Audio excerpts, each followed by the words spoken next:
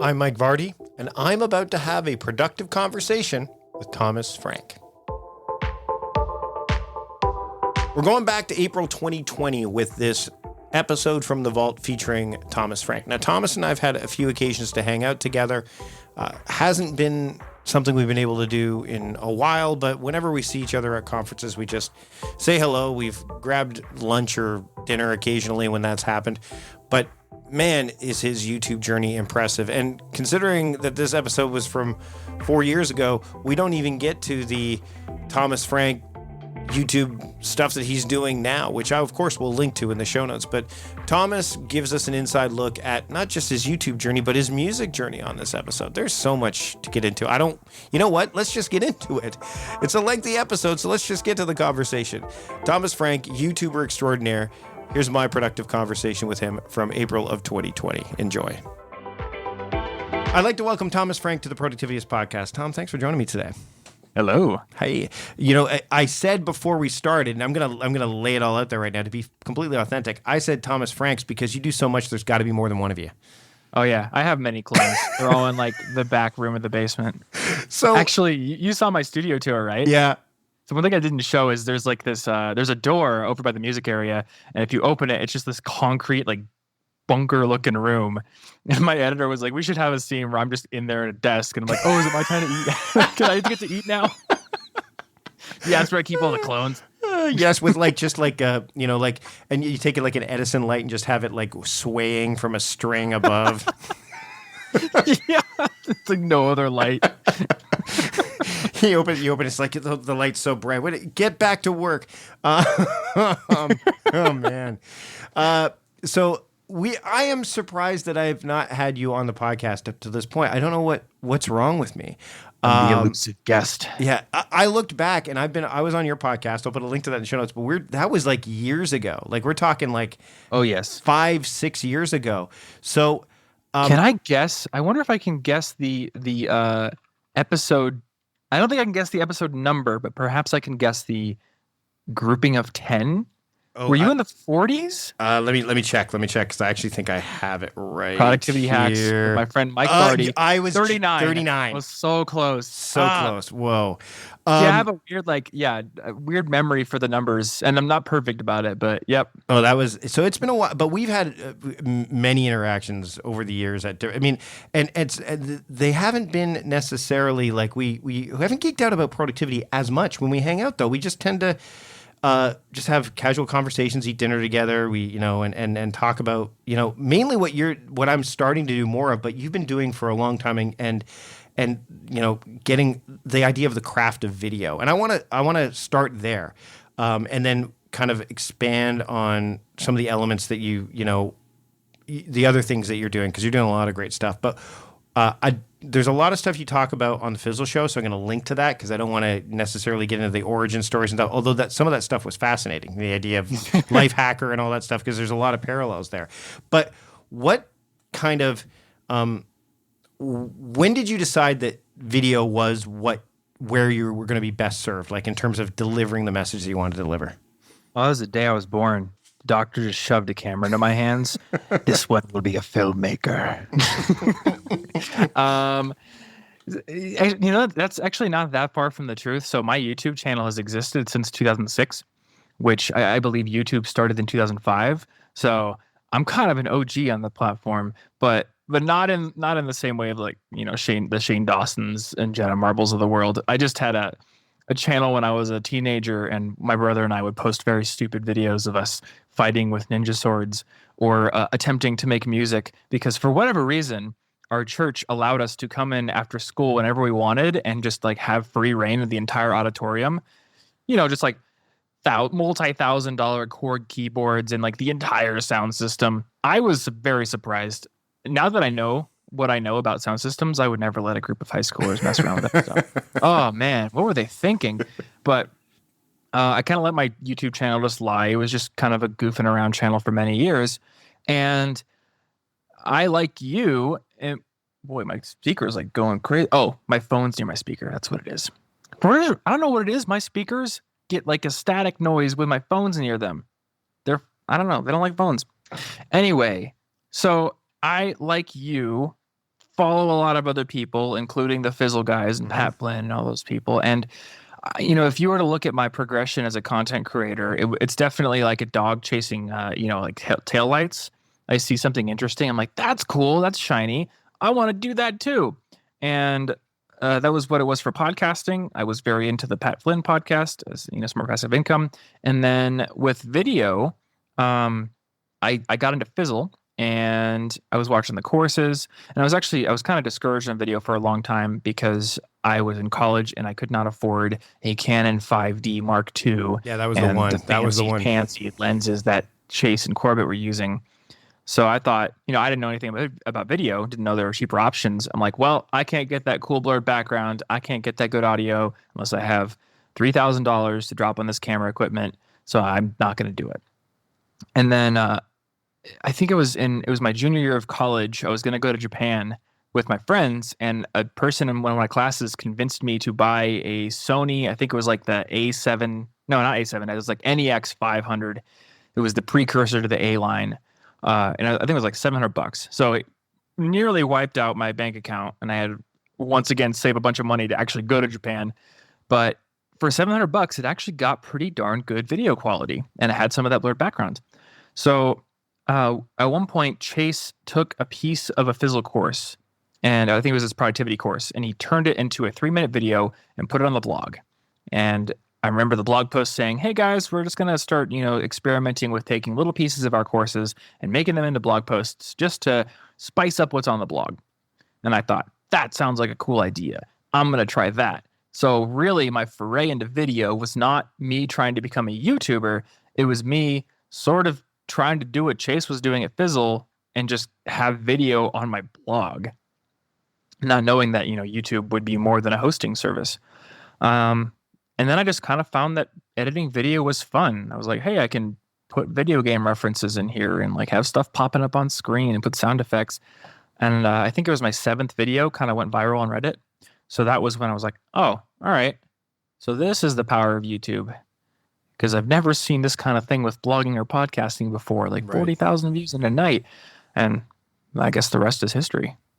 So let's get into like the subject matter, because I've watched your videos for a number of years, and not just the you can sense it's kind of like art. When you watch an artist kind of go from where they started, and then all of a sudden they reach a level of craftsmanship that they start to infuse different things in there and trying different things.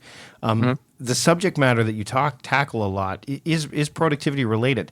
I'm a big fan of trying to make productivity fun. I think that it's and time management fun, because let's face it, it's a pretty dry topic if presented at face value. How much of a charge do you get out of doing that with video? And also, what was kind of can you give me some examples of when you were coming up with some of the ideas for your videos and the content you're putting out there? Like, hey, I'm going to try this and do this a little bit differently because I can. And I'm going to try it and see how it goes. Yeah. Well, I mean, I'll tell you right up front, my inspiration was Steve Cam at Nerd Fitness, because he took fitness and he infused it with all of his nerdy interests, all the Batman and the Legos and comic books and all that kind of stuff. And I, like Steve, am kind of a nerd for all that stuff. So when I was starting YouTube, it really wasn't a productivity channel so much as it was a channel for students. I used to have --College Info Geek at the end of every video title. And if you go way back to the beginning of when I kind of got serious about YouTube, it was for the most part videos about how to study. And I looked at the landscape on YouTube to see what there was already on the platform, and it was kind of like 2 different categories. One, video cameras thrown in the back of a classroom while a professor did like an hour-long lecture about how to study better. Not all that fun. Mm-hmm. Or it would be like a one-off video from a vlogger or a lifestyle YouTuber or a beauty vlogger doing like, here's how I get good grades. And that was it. They would go back to their makeup tutorials and get ready with me, that kind of stuff. So I was like, well, I think I can do this differently, because I have an entire blog about academic success, but my interests are video games and anime and all this kind of stuff. And when I was, when I would go to watch YouTube in my own time, I wasn't watching productivity content. I was watching people like JonTron and Peanut Butter Gamer, people who do like video game reviews, and they have like lots of crazy complex editing. So I thought, why not just take what I like about those kinds of videos and apply some of those elements to my topics. So some of my first videos were like, I did a video about Habit RPG, which is now Habitica. Yep. Still my favorite habit tracker. But that entire video was like, here's how Pokemon is super well designed to keep you playing. Like, here are some of the things they do to get you so enraptured and, putting many, many, many hours into it. Well, here's how Habit RPG does the exact same thing to help you build strong habits. So it's like game design principles working in real life. My second video was the Tony Hawk Pro Skater method for figuring out whether or not you should go to college. And the only reason I did that video is because I really wanted to use the grind meter from the game. Like when you grind on a rail, there's like this, you got to keep this arrow in the middle of a meter. And if you fall on either side, you fall off. And I'm like, all right, if you're on one side, you're just not ready for college. And if you're on the other side, you don't need college because you're an autodidact or you want to be an entrepreneur. And I liked using metaphors that related to my hobbies to talk about academic success. And I think as time has gone on, I've kind of gotten away from using metaphors so blatantly, but I still try to find ways to put jokes and references and things that I love into my videos. Well, and I don't think you need to rely on gimmicks as much once you get to the point where, you're appreciated for the work as well, right? Like, I think that's the thing too. But it does make it fun, and that's definitely like when you're talking about this stuff. That's right at like Steve Cam still does that to this day. Like the Green Lantern workout, the how to look like Deadpool and Wolverine. Like he was really into that stuff. And Steve, I'll link to. I think I've had Steve on the show before. I'll link back to that in the show notes as well. I want to talk about. You don't watch a lot of productivity videos. We talked about that before we jumped on the air. You don't watch a lot of that stuff. But you've got to, obviously to talk about what you talk about, other than taking from personal experience and trial and error, like you must read or absorb some of it. So when you research for some of these videos that you're putting together, what does that look like? It really depends on the video. I've done a lot of delegation now. So for certain videos, Martin, my business partner, will do the research for me. So when we did the afternoon slump video, that was his project. And, I kind of know basically how to beat the afternoon slump. Mm-hmm. Don't be super reliant on caffeine, get enough sleep, don't have a huge lunch. Otherwise you're going to have a carb crash, that kind of thing. But I'm like, I'm working on other things right now. So you can go and do the research for that one. For the one on why you forget people's names, which boy, did that video bomb. I thought people would go crazy for that video. That one, I got so in deep that I was like, about ready to buy a psychology textbook that had like an entire 30-page chapter that basically summarized all the research that has gone into, why names are so easily forgotten. Right. So sometimes I'll get super into it and I will do like, not like dissertation level research, but, like true academic research where I'm like going through academic studies, taking notes, that kind of thing. For app videos, I will test them out myself a lot of times. Recently I've been doing either roundups of apps that I know pretty well, or for example, the Notion video. I've used Notion for a year and a half every single day. So no research really required for that one. I know it like the back of my hand. So it really just depends. Well, let's talk a little bit about the process. Okay. Because, and I'm doing this personally also from a selfish standpoint because, I'm doing more video and, understanding how other people work is helpful. I love those. I love the podcast, The Good Place. I've recommended it before because of the creative process. The idea of there's the podcast called The Process, which talks about like there's all those sort of things. But one of the things that I'm curious about is how many videos would you say that you have on the go at once, like in different phases of production? Because I think that would shed some light for some people who are sitting there going, okay, so he makes a video. A video comes out every week. How does that work? Usually one. So you go read it right in on one and say we're focusing all our energy and attention on one. You don't have different phases of other ones that are in different phases of production. I will try to plan out the month's content, and sometimes I am successful, but I really am bad at batching for videos. For me, videos they're like partly art. Yep. For me, videos are frustrating. And, I talked about this a lot on the Money Lab show with Matt, how like, you've been doing this for so long and eventually you kind of get like that over justification effect where a lot of times like you're doing it for the external rewards. So sometimes I don't even want to make a video, but it's just like, it's got to be done. Right. So I find that I'm most motivated to do the work if I'm just like, I'm very attached to the project right now and it's going to go out soon. And I have trouble working on stuff far in advance. There are some exceptions. So I have another productivity breakdown video of another person coming out. And actually, you know what? This will be out before this episode goes out. So the first one I did was with Matt Diavella. Yep. And then the second one, I really wanted to see how Linus Tech Tips works because they're one of my favorite channels and they get a video out every single day in like 8K resolution. It's crazy. So we flew to Vancouver and spent a whole day filming at their place. But that's a project where we had like 200 gigabytes of footage, like hours of stuff to sift through, and it's going to have to be documentary style.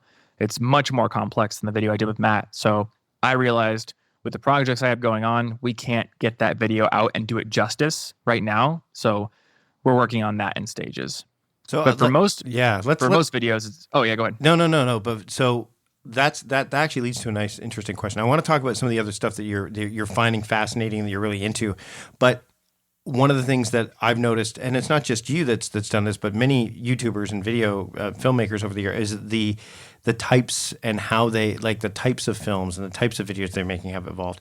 What do you see happening with you right now? I mean, I've watched enough, and I'm sure anyone who's watched your stuff, and if they haven't, oh man, there's going to be lots of links in the show notes to watch stuff. But where do you feel like your energy and your craft is heading for you right now that's going to keep you from having that like, oh well, guess I got to put another video out this week? Yeah, so that's the rub, right? Where my energy is going is towards projects that take longer.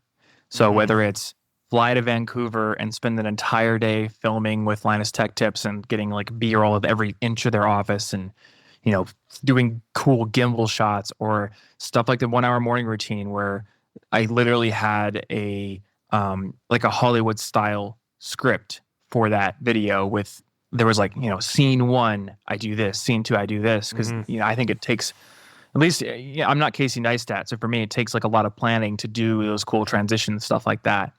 I'm working on a music project right now that's got a documentary component, and I've got 5 terabytes of footage to sift through.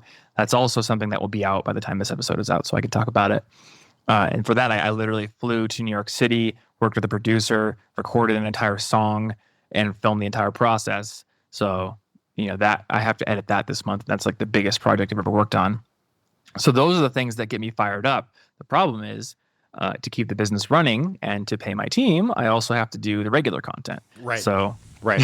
Yeah, no, I it's get like juggling that. Well, it's the same. I mean, again, from a writing perspective, as somebody who's working, you know, on a book, and you know, we're in the final phases of getting it out as this episode airs. You know, we're not too far away from time crafting from being released. Is the idea that, you know, writing a blog post, like putting that content out, is what, you know, keeps the lights on and pays the bills. But there's no instant gratification from writing a book. You get that from a blog post, right? You get that, like, that kind of stuff happens immediate. But the book, you're like, okay, that stuff. Not only do you have to wait on the payoff, for lack of a better term, but you also have to decide what should be part of that payoff, right? So I'm imagining when you're making films, it's the same principle. Like, you probably have great film ideas that you're like, I could make a video on this week, but it would be better served in a longer form fashion. So I'm going to have to hold on to that for a while. And there's got to be some danger there too, right? Dude, I feel like that for every video. And the problem is, so if you want to know what my workflow is like, it's usually pick a topic, realize I need more time to do it the way I want to do it. So I would shift to another topic that I think I can do easily. And then I'll realize the same thing about that topic. Right. It's just like me doing that until I realize, oh man, the deadline is looming. And then I got to make, cuts and, but concessions, that's the word. Yeah. Well, and like, so, I mean, and that's happened with this one video that, like, I want to do about one video. I'd like to do one video per month. And by the time this is out, there'll be at least a couple, of those out where it's like, I need to start that shoot 4 weeks in advance or more to make sure. But like, so for example, as we're recording this week, I'm like, okay, we should do some of that. But oh, but there's like 4 videos that came out this week about this, and we could do this really quickly, and we can get some, it would help us get traction, so let's do that instead. And that's why I like working with somebody else who can kind of say, okay, that's a good idea, but don't forget that we have this other one. You have that person too, right? So I'm working on that. So with my podcast, I have that person. Martin manages the schedule. I just have to show up when it's like, all right, we got a video or we have a podcast that's out next week, and we have one that's coming out 2 weeks from 2 weeks from now. We have vacation coming up, so we got to record 2. I show up, I do the podcast. So we actually had a big team meeting yesterday where I said, all right, Martin, are you up for doing that with the channel now? Like, we're going to commit to topic ideas. We're going to be like, all right, this topic needs this much time. Because I find it very tough to be the artist and the business person that has to manage the artist. That is very, very difficult. Yep. Especially when you can look back and be like, oh, well, I put extra time into this video and it did so well, Yep. So yeah, and that's the thing is the videos like you mentioned earlier, the one video that you thought would do really, really well. You're like, it didn't do as well as I thought. And I mean, you're going to have those, right? You're going to have block. I mean, anyone who's creating something, and you're right. Like, I mean, when I was doing comedy, it was the same principle. You're like, oh, this sketch is going to, nail. You're going to, and it's the audience too, and timing. Like, I remember we wrote a sketch that was called Jet Parker Action Hero, and I think there's still a YouTube video out of when we were doing sketch, and I'm not in that sketch, but. It was about a action hero, and we're talking. This is from over a decade ago, where he receives his phone call and he has to go and save some diplomats that are held captive somewhere. And the entire video is not of him doing that after he gets a phone call. It sounds like there's a sense of urgency. It's of him packing, and then the video ends. And so we've done the video. It doesn't work as well, but live. And again, it depended on the audience. We would do that show live in Canada, and depending on the audience, it was okay. When we did it in San Francisco in front of an audience that was there for San Francisco Sketch Fest, it killed because the audience was primed for something like that. They were a bit more of a sophisticated audience, I would say, because they were coming to see sketch comedy, and they were already primed for it. So there's so many things that go into that as a creator, you can easily kind of go, oh, that didn't work out. And then that's when you need, I think, that person that goes, oh, hold on, that, you know what, let's try it this way. Let's try it this way. Don't forget we have these other things. You need that person's got their feet on the ground because the artist sometimes does not. Yeah, I definitely don't have. I mean, I've had so many discussions with my girlfriend where she'll look at a video I put out and she's like, why did you title it that? Like because it's interesting. She's like, no, it's not. So the one that I remember recently, we made a video on, does having a second monitor on your computer setup make you more productive? I remember that one. And so I said no, but whatever.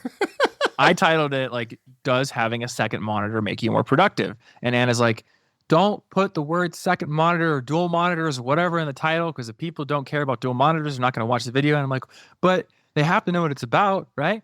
So I make the video, it bombs. I'm like, you're right. So then I go full clickbait and just change it to, should you add this to your workspace? And I'm like holding a second monitor in the thumbnail. And I got like an extra 50,000 views. Yeah. And most times when a video dies, it dies. Yep. Sometimes you can resurrect it with a title change.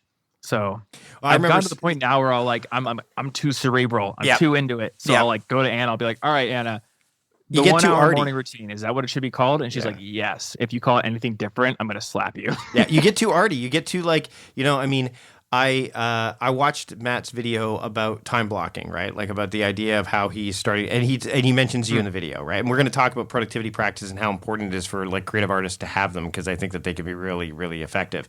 But I remember watching that video, and me, I talk about daily theming and that, which means that the whole idea behind that, if I'm making a video about that, and I will, is the idea of theming is a form of time blocking. It's just not as rigid. So I said, well, what if I did a video like how you're using calendar? And then the guy who is who also watches Matt Diavella's videos goes, why don't you just put like a title called like why Matt Diavella is wrong about calendars? And I'm like, ooh. But he's not entirely. But and it's like, yes, but he, according to your video, he kind of is. So maybe I'm like, so that's absolutely the title. Yep, it's got to be. This is a lesson I have to learn time and time again, you can absolutely do a clickbait title as long as you kind of like, as long as it pays itself off. Well, And it yeah. doesn't have to pay itself off perfectly. And this is, so here's a big example. I'll often be like, well, this video is only a little bit about this one thing, but it's like, like 10% of the video is the most interesting thing. Let's just say like I'm doing a video on, let's just say like self-discipline, and we talk about like cold showers as like one of the 5 points. Right. I should probably be like, why cold showers will help your self-discipline or something like that. And, my artist brain is like, well, the video is only 10% about that. So I would be disingenuous if I called it that. But it's like, no, people, they click because they're interested. And as long as you cover the thing they're interested in, the rest of the video could also, like, it could be tangentially related. It doesn't have to be the exact same thing. Right. Well, and the other thing is you got to be careful. And I think that my comedy background has helped me with this, dealing with hecklers, is the comment section can be disastrous for you to look at, depending. Yes. So, I mean, that in and of itself, because there's some validation there, and you've got to be careful about using that solely as your validation. Otherwise, yeah, you're going to be, you won't be willing to take risks and do things like that, right? I was actually thinking about you when I made my last video, because I was talking about, so I read David Byrne, who is one of the founders of Talking Heads. Yep. He wrote this book called How Music Works. And, I took a bunch of great lessons from that. And I was like, man, people got to get out of the productivity and self-help bubble, because most of the people who work in productivity and self-help, they don't have a very broad array of experience. And that's not a knock against them. Like, everyone kind of, focuses on one thing. But if you're the kind of person who's only ever reading productivity books or reading self-help books, you're getting a pretty narrow worldview. And I was like, now I want to think of people who I know who have a broader background than just like, writing or blogging or whatever. And I thought of you because you used to be a comedian. And I'm like, yeah, that's so, like, you're the one example of somebody who is in a totally different world, and one that's actually quite related to David Burns, because you have learned a bunch of stuff about stage performance. And I would imagine that's a lot of lessons you've taken from that apply to what you do now. Yeah, but there's also there's a bit of ego there too. So one of the things I've learned, especially while making videos, is yes, I'm great at improv, but that doesn't always land well with video, because you tend to say, oh, I'm really good at this, and then you're watching. The great thing about video is that you can edit it. You can't do that in a live performance. So when I've done some speech, some keynotes and some talks on stage, is unless I've rehearsed it to a point, not like, Ken Robinson's talk about like practice, but just enough, right? If I didn't do any of that and I go, well, I'm good at this, professionals don't wing it. So, I mean, having improv as a tool to help is important, but to say that I can rely on my improvisational ability to, make it work, that's amateurish. It doesn't work that way. And I've come across that. And it's funny, because when I've been putting videos together, I'm like, I don't need a script. I know this stuff off by heart. And again, it's kind of like that adage of putting due dates, on your to-do list instead of making measured progress every day. Occasionally, you'll hit it out of the park. You're like, see, I can do this, I can do it. But then the time you don't, you're like, oh, that could have been preventable by me just applying things regularly throughout. And that's the tricky part. Like, we noticed this actually, by the time this video comes out, if you watch the Productivityist gift guide video, we shot it, and it was something that we wanted to do quickly. And then when you won't know, you might have noticed it, but I definitely, we didn't notice it during the shoot. And then after the shoot, we looked, and my editor's like, so do you see it? And I'm like, what do you see? No, I don't. He goes, look harder. And the backlight behind my chair is visible. Like, you can see the back of the light. And he's like, and the video, we finished shooting. Everything was done. And I'm like, He goes, what do you want to do? I'm like, well, it's an early video in the journey. Let's just let it go. There'll be another gift guide a year from now. We'll reshoot it at that point in time. I go, but I'm not, you always, and that's the other thing too, is I think as a performer and, as someone who's an artist, is what you did wrong more than the audience does. And that helps you be a bit more in that realm of done is better than perfect, because you know that there is going to be, like, the only way that people are going to know that you screwed up is if you make it very apparent that you screwed up. And that's how improv can help too. I love that. Like, I don't know who said it, but there's a quote like, the audience will never know what you didn't say. Yeah, I don't remember speaking. I don't remember either, but it's absolutely true. Unless you let them know, unless you're like, line, forgot to talk about this. Or you stand there and it's like, it's very, and again, the great thing about video is, and what I've learned too, and podcasting has helped with this for sure, is not only prepping, because, I mean, I've got plenty of episodes. Like, we're recording this months before we actually are going to air it, but also the idea of pacing, because when you're performing live, pacing is a very powerful tool, but the attention span, like you're the only thing they can pay attention to. So you have to kind of understand that pacing in a live environment is very different than pacing in a recorded environment, because if you go too quickly in a recorded environment, it makes editing very, very tough. Yeah. And that's something I had to just imagine. I've had to do it, actually. I've had to like occasionally space out my own recordings. I'm like, ugh, this sucks. And then you land it sometimes. Like the other day I did an audio recording. No, it was a video recording. And I think I didn't move so radically that when I did the edit, I'm like, wow, it doesn't even look like there's anything there. I know it is, but audio is way more forgiving too, because you're not trying to match up both sight and sound. But yeah, so let's get into the productivity component of this, because I think it's really, really important for people who are creators, and entrepreneurs are creators as well, is to say, hey, you know what? I know that I can be very easily drawn in by either the new hotness, the shiny new object, or the thing that's just the flight of fancy that I have right now. But I need to have I need to have a framework in place so I have the ability to do that. What does your framework look like so that you don't end up all of a sudden turning around, by the end of the week and going, what did I do again? Like, how did I not get these things done? My framework it's a lot of external deadlines and pressures at this point. So one of the biggest ones is my sponsors book out months and months in advance. Right. And for the most part, they are not like super concerned that the video goes out on the date that we have scheduled, but most of them are very concerned that the video goes out the month that it was booked in. Okay. So it's like, all right, I've got 4 videos this month. 4 videos must go out this month. And that provides a limitation for me. And I think a big thing that helps me is limitation, because if I don't have a limitation, I will just find anything to go way, way, way, way too deep on. I spent way too long last night learning color grading stuff. And now I'm like, oh, hey, I could have like 5 instances of this color grading plugin on my footage and make it look Hollywood level. But if I do that, I'm never going to get anything done. Right. So having those deadlines does help. And sometimes I'll put more limitations on myself, and it's actually been quite successful when I've done it. Like with the 1 hour morning routine, I wrote out that I couldn't go over 7 minutes for that video, and I wanted to shake things up. So I said, when I do the actual routine part, I can't do it on camera. I have to record just audio. I can't film myself talking. So that way, every second must be B-roll.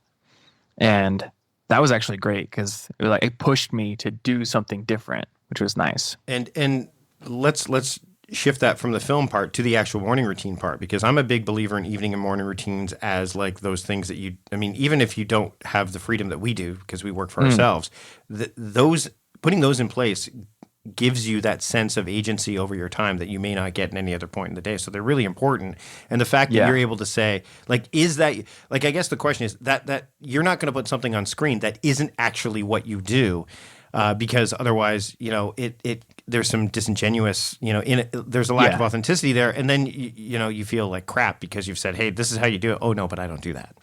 Well, the 1 hour morning routine is not my morning routine. Right.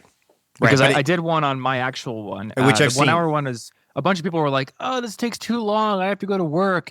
And I'm like, all right. So we sat down and I'm like, what if you have 1 hour in the morning from the time you wake up to the time you got to leave? What can you get done? And Martin and I collaborated on the script of that video. And I was like, hey, here's my ideas. Add in some ideas of your own. We came up with like a general script. And then I tried to do it. And I literally had a camera in every single area filming me while I did it. So the first draft of that video was literally a real-time version of it. Mm-hmm. And then I think it ended up being like 45 minutes, actually. So from there, that kind of gave us like the clay to mold down into the final video. Yeah, I mean, it all differs out, but I guess the point there is that is not actually my morning routine No, and because I tend to like read and right. spend longer on things. Right, but I mean, you're trying to cater to people who are like, "Hey, listen, I need a morning routine. What can I do?" Yeah. And I think that's important. I mean, so do you have like what does as we get a bit deeper into the weeds here, and then I want to shift to something new that you're really working on that fits into that. What does a typical day look like for you at this point? Um, Recently it's been absolute chaos, and my morning routine has suffered Mm-hmm. because I took on this music project while also having all these videos to do, like a dingus.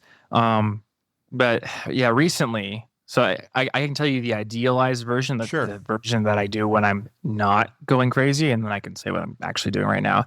So usually I'll try to get up around like 6:30, I go downstairs, water my plants, I'll make coffee, make breakfast. Recently breakfast has been like hard-boiled eggs, toast, spinach, and coffee, just real simple. Try to read a bit. I will do some exercises, and I've been going to the gym later in the day, so I don't usually go to the gym in the morning anymore because I find if I do that and read and do everything, like it could be 11 or noon by the time I actually get to work. Yeah. And that just doesn't work very well for me. Lately, it's been like there's just been deadlines because of the music project. My editor and I have been putting in like 10, 12-hour days just to get videos out. And we finally, like literally as of yesterday, got through all of our crazy deadlines. So I think I'll be able to get back to more of that idealized schedule going forward. What falls off when that happens? Like, is there certain things that just don't? You're like, okay, like the plants get watered, obviously. Like those low impact, like those low energy things probably still hold true, but maybe the reading suffers. Yeah, the reading definitely suffers. And I'll like listen to podcasts, so I definitely get my, I guess, like intake of information. Though over the past few months, a lot of the time that I used to spend on podcasts, I now spend practicing singing. Okay. So like I used to listen to podcasts in the shower. Now I just blast music and sing to it. Yep. That's like Yep. my daily practice time. If Anna's not home or if she's downstairs at least. So yeah, I guess I've been on a little bit of a low information diet other than reading that music book when I've had some time. Let's talk about music. Let's get into that because that's something. Yeah. And I'm going to share the video because you have a video of you like doing looping and stuff like that. Yeah. So that's something that is, it's. Would you say it's new to the public eye, but certainly not new to you? Yeah, sort of. I had the first song, A Front to All That Is Good and Holy Number 2. That's been on Spotify for over a year. And then I spent like a year with nothing, and then finally put this one out. So the music project that I actually went and did, we did it as an original for Nebula, which is the streaming service we're building. Mm-hmm. And it was basically the idea that like I've spent my entire life dinking around with music, like learning how to play the guitar in a very haphazard fashion, learning how to sing in a very haphazard fashion, all that kind of stuff. And I was like, all right, I want to make a real song like with singing and full instrumentation, everything. But I've never done it before. So the project was writing a song, documenting the entire process of recording it, working with the producer, getting it mixed, getting it mastered, getting it onto Spotify, all that stuff. So I'm kind of like in a point now as we record this where I'm working on that and I'm in a process of making my music stuff a little bit more public. Okay. Now, the natural thing for me to assume is that your music is going to make your way into your other videos. Would that be accurate? We'll see. Because here's the problem with. It's definitely it's my Nebula original, and I would love to use Nebula as a way to do more music content. I have to see like how it works on YouTube, and the thing about YouTube is you often feel like you're in a box because of the algorithm, right?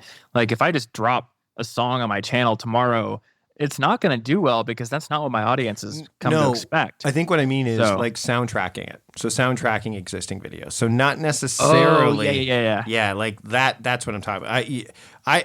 I know well enough that if you were going to start you would start a whole other channel about it. You wouldn't take it. But you might say, hey, you know what? I'm now composing. I'm just going to compose music as well for my videos, and then that's going to be like a bridge of sorts.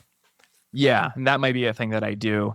And I've thought really hard about the bridging process here. Mm-hmm. Anybody who's read So Good They Can't Ignore You by Cal Newport will Yep. know like a lot about you can't just like dive feet first into a brand new thing because number one, you haven't built up the skills for it, but number two, you haven't built up the what he calls career capital, Mm-hmm. or in my case, audience expectation. I can't just be like overnight, guys, I'm not a productivity YouTuber anymore. I'm a musician. Follow me over here. It's not how it's going to work. Right. So I started thinking about this a long time ago. And I just so happen to have been building this ultimate study music playlist on Spotify and on YouTube and had gotten somewhat of a following. So I'm like, what if I work a little bit harder to build up the follower count on those playlists? And then my first few songs I'll make will be study music. So that's why the majority of the music that I put out as of this recording is instrumental. It's chill because I can easily drop it into those playlists. Right. The song that I made for the Nebula project is more like it's almost a metal song. So it will not go on those playlists at all. Now I'm thinking harder about like, all right, how do I transition to that one? Right. Let's talk a bit about Nebula because I'm sitting here looking at all the stuff you've been doing, and then I see this show up because I remember watching a video and like, this is the stream. I'm like, okay, why? Like, what was the impetus behind doing it? I mean, I think that you explain it quite well when I've seen you talk about it. People who are listening to this probably don't know, but also not only why are you doing it, but why are you doing it? Like, what is it? Like, you've got a lot. Why? So there's a lot to explain here. Nebula is kind of a way for creators to do things that won't work on YouTube. Mm-hmm. It is also somewhat of an insurance policy because if you're putting all of your eggs in one platform, then if that platform decides to break your eggs, then what are you going to do, right? Like people who invested all in, went all in on Facebook for video, they got screwed. Yeah. People went out of business because Facebook was inflating their view numbers. Well, look at Kappa right now, right? With, as we're recording this, some of the stuff that's going on with Kappa on YouTube, it's like, whoa. Yeah, I mean, I know creators who had channels that were entirely catered to kids, and there was nothing wrong with what they were doing. Like, I know somebody who was making like educational music videos for kids. Yep. And it's like, boom, Kappa overnight, just some like old fat like lawmaker is just like, I think that you no longer get to have a living. Which, by the way, to be clear, is that law's been around for a while, and frankly, I would say YouTube is as much to blame for this as anything else because I mean, in most broadcast network situations, they take on the responsibility and the liability, not the actual show creators. That's what networks are there for, largely, right? That's why they have standards and practices and things like that. YouTube does not do that, and so I mean, if you want to look at what's going on with Kappa, believe me, go to YouTube, type in Kappa, and you will find lots of stuff going on. But it's very so the insurance policy is smart because you're right. What happened with I mean, you're seeing it happening on so many of these platforms that you're like, okay, if you put all your eggs in this basket, you may not have eggs left when you're done. Yeah. So the original idea, and like a lot of ideas, it started out small. It was something that started within Standard, and Standard is the agency I work with for getting my sponsors, but they're pretty different from most agencies because it's a very tight-knit collective of creators. We all have a Slack together. We go on vacations together. We collaborate, all kinds of stuff. And there's a lot of communication between the people who run Standard and then the people who are in Standard as clients, they're creators. And it was like, well, what if we gave people a way to watch our content that was free of programmatic ads? So kind of like an alternative for having to pay for YouTube Premium. But also it was like, well, if we have our own platform, then people who do content on history, they could make a documentary on like a war without worrying about it getting demonetized and then also like, quashed in the algorithm. So it's like a place where we can do things that YouTube would not let get very far, right? That they might block outright, or that are just not within our wheelhouse. So this music documentary, I'm going to publish it to YouTube because I think it has a little bit of a productivity spin. Like I want to kind of show like, here's how I was able to do this. And I want to show the whole process of how it was done. But it's also like Nebula was able to fund it, which was cool. Right. And that's the new thing. So So The it Nebula fits. now being bundled with, yeah, Nebula now being bundled with Curiosity Stream, there's like additional funding potential there. Right. So it kind of opens up all these possibilities for different types of content that creators wouldn't have been able to do before. Right. Right. Well, and it fits. It does. So this is where, and interestingly enough, you talked about like business, yeah, as an artist, being the business person is not necessarily something that you find as much of a strong suit. This is you being meshing the two to a degree, right? Mhm. Yeah, for sure. Yeah, absolutely. All Yeah, I'm okay at being a business person when it doesn't have to like get in the way of my artist Right. persona. If anything, if anything, it actually allows you to make art the way that you want to make it. Right. I think that's the big thing there. Let's talk really quickly before we wrap up about who inspires you. We talked. Let's like in terms of film, and we're not going to talk about. We don't have to talk about YouTubers. We can talk about film in general. When you look at how what you create and who inspires you to create, like who influences you in that regard. In terms of like filmmakers, Yeah, like filmmaking. Well, it was funny. I was asked the other day, like, who is your influences? And I mentioned, people like, Merlin Mann was a big influence on me and things like that. But then I also mentioned like Green Lantern, like Hal Jordan, like the mythos of Green Lantern has had like the willpower component has an influence on me too. So something out of left field that you wouldn't expect to hear from I guess we talked about that a little bit earlier, like someone who kind of looks outside of productivity for these things. So similarly, like, yes, YouTubers, but filmmakers, but, storytellers even that inspire you when you're making films.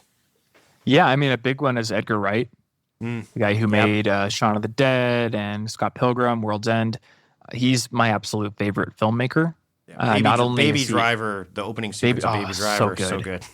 The whole film's good, but Baby Driver, that opening sequence, I'm like, look at where everything is hidden. It's so great. It's fantastic. Yeah, and it's like he's not only a great storyteller, but he's a great filmmaker. I mean, just like that scene from Hot Fuzz where the main character is moving from the big city to the new town. Mm-hmm. Most films would do such a typical thing where they'd do like aerial shots and they would do like establishing shots and your typical thing. And Edgar Wright's like, nah, it's just like a bunch of scenes of him on the train with like this stupid plant. And there's so much creativity to it. I love it so much. Yeah, and I really wish he would have done Ant-Man. I really wish like that. Yeah. I mean, at some point a Marvel property would be great. I don't think the door's closed on that, but man, after seeing all of his other work, yeah. So who else? I would like him to do it, but I think I'm still gonna love his original work. Sure, a lot more. Sure. Same with like Rian Johnson. Like yes. I wasn't a big fan of the second new Star Wars movie, but I saw Knives Out and freaking loved it. Yeah. So and I don't know, like some people are better with their original work. And Brick, Looper, all the stuff Rian Johnson's. He's yeah. But you're right. Like once you have your own original stuff, you can make great things. Duncan Jones is another filmmaker that I've really loved. Like Moon and Source Code and things like that. Bowie's Kid. Yeah, Source Code was so good. I forgot about that movie. Yeah. And Memento is another one when I look at that and go, ugh. Like just so, then that's Nolan, right? So there's just so many good filmmakers. Who else would you say, like in terms of maybe someone that is a bit more, I wouldn't say conventional, but maybe some of the YouTubers that you look at. So the big YouTuber recently has been Potato Jet, and he does a lot of like camera-y, filmmaker-y content, but he just does it in such an entertaining way. Because a lot, and for whatever reason, like I like Peter McKinnon's videos, but they don't draw me in the way Potato Jets do. Right. And I can't really put my finger on what the difference is. I think Potato Jet is just funnier. That might be. He's more willing to make a fool out of himself. Right. I don't know what it is. Well, and I think he's something about it. I'll just sit there and watch it. Well, isn't he like an actual cinematographer though too? Like he's worked. He's at least. I don't know. Yeah, he's a DP. That's DP. Yeah. He's worked as a DP. So, and we often see filmmakers that become directors were DPs first. I was watching, Have you watched The Movies That Make Us on Netflix yet? The new series? So they have 4 movies and the 4 series. It's the same people that did The Toys That Made Us, right? Which is the other series they have on Netflix.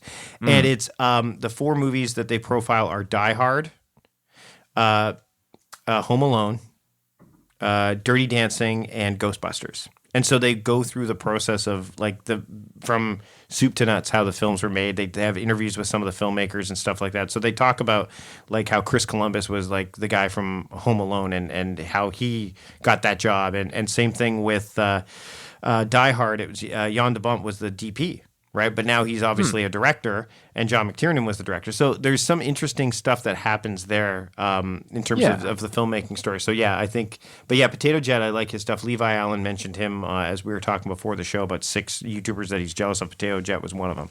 Mm-hmm. So what about music? I've been really influenced by musicians. The top one is absolutely Tosh Sultana, and they're the live looping artists that got me into live looping. So the guy who works for me on the website, he's like my head writer now. He came over one day and he's like, check this person out, and they're doing this amazing live looping performance for Triple J. And I'm like, what is this? They're playing every episode or every instrument on their own, and I had never heard of that before.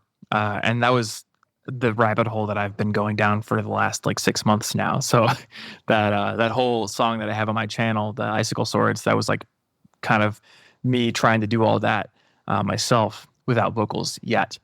But they're probably my biggest influence. The guys from Periphery is one of my favorite metal bands. Deer Hunter, a lot of those guys. And then a big part of my life has just been singing for the last like year and a half. So I have a lot of vocalists that I listen to. Johnny Craig being a big influence. He's not a very good person, but he's a darn good singer. So he's been a very big influence on, what I've been practicing, stuff like that. And then a lot of people I know personally too, like my coach, right, is a big influence on me.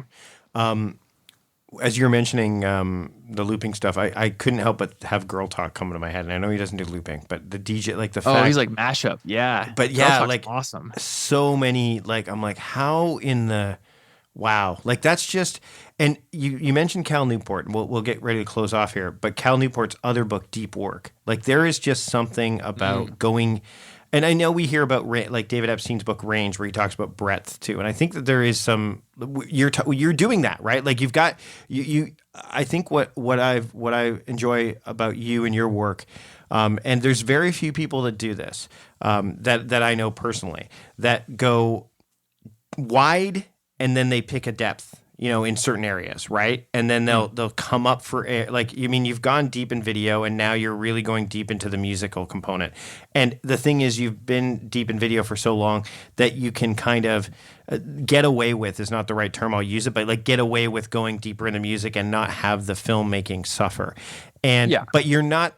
But the difference is, and you articulated this so well, is you're not going to do what some people have done and pivot completely because that's where the money is, or that's where the wind seems to be blowing. Like you're literally sticking to what you're an artist, right? And artists generally don't do that. Artists don't go, okay, I was known as this person. Oh, this isn't working anymore, but I could now be. And I give you a great, like a kind of a road example of like, okay, I built a business doing this. This isn't working anymore, so now I'm going to teach people how to build a business doing this. That's my new thing, right? And that's not what you're doing. Because you could very easily do that. You could say, hey, I'm going to do video series on how, I'm going to be a teacher of how you can make videos, and but you're not going down that road. I might still do that though. You might, but you're not going to stop. It's not for the money. It's right. But you're not going to stop doing the actual thing in the process, right? Yeah. Yeah. And I like being a practitioner. There's absolutely a part of me that's like, man, I wish I could just take 6 months off and like just go fully in on music. But I think I am aware of the fact that if I were to just give myself 6 months to dink around, I would probably waste a lot of it. You would just dink around. Like you. Yeah. I'd be like, oh, dude, I learned how to EQ snares so well, and it took me 6 months to do it. Like, I think that I honestly believe that having little bits of time that are precious to you to go deep on something, it's really, really valuable. And unless you're like, all right, I have a project. Like the music project, like I went to New York City and I had 4 days in the studio to make a song. It was all I did those 4 days.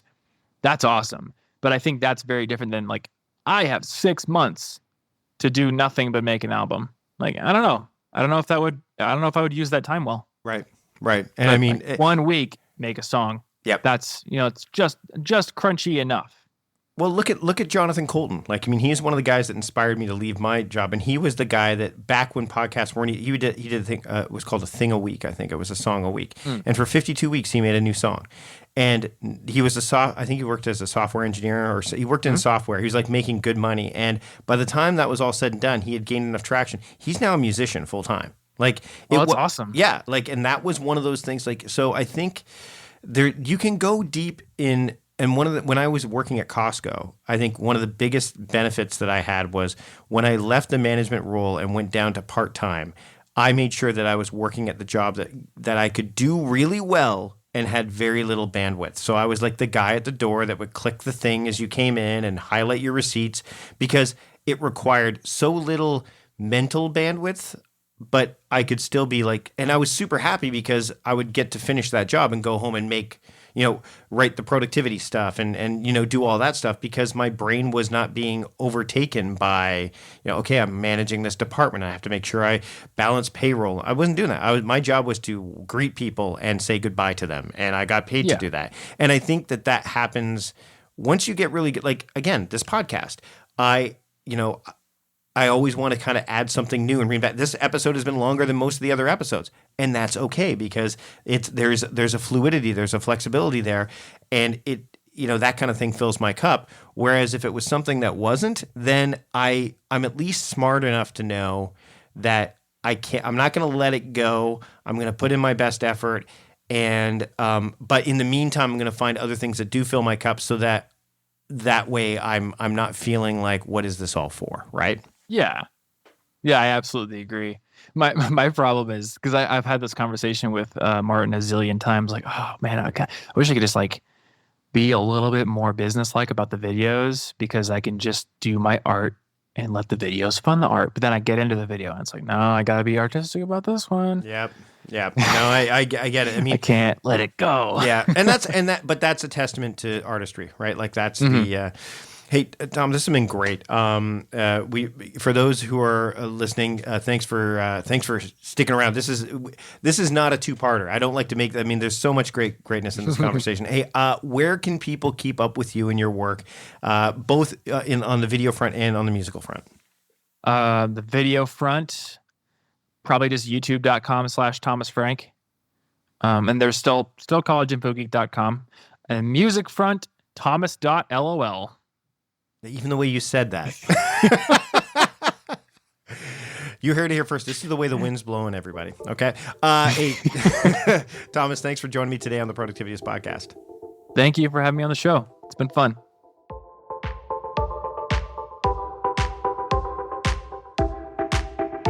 Well, there you have it.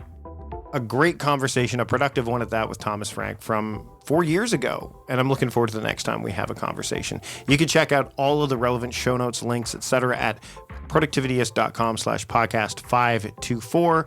You can also check out the show notes wherever you get your podcasts, Spotify, Apple Podcasts, even YouTube. Thomas Frank knows a bit about YouTube. Why not have our podcast on there as well? Speaking of which, if you want to support the show, subscribing to the show wherever you listen to podcasts is a huge help. Another huge help is to check out the sponsors you heard during today's episode. Just go to productivityist.com/podcast sponsors to check them out. Anything resonates with you, click on those links, and that way they know that we sent you. That's it for this time around. I'll be back with another fresh, shiny new episode next week. But until then, I'm Mike Vardy, the host of A Productive Conversation, reminding you to stop doing productive and start being productive. See you later.